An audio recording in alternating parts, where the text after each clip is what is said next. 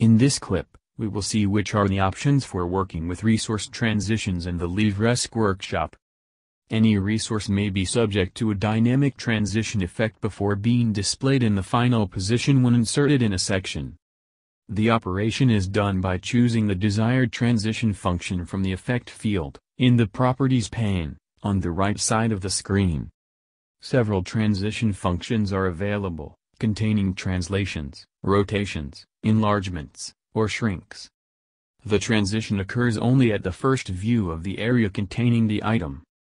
Once a transition is chosen, pressing the configuration button that appears to the right of the selected effect, the transition parameters can be changed, that is, the duration of the effect, the delay from the moment of view, and how the transition speed varies from start to finish. The transition can apply to an elementary resource, a cell, or a row. A transition can also be applied to several separate elements if multiple selections are made using the Control key. After choosing the desired transitions, you can view them by pressing the Preview button.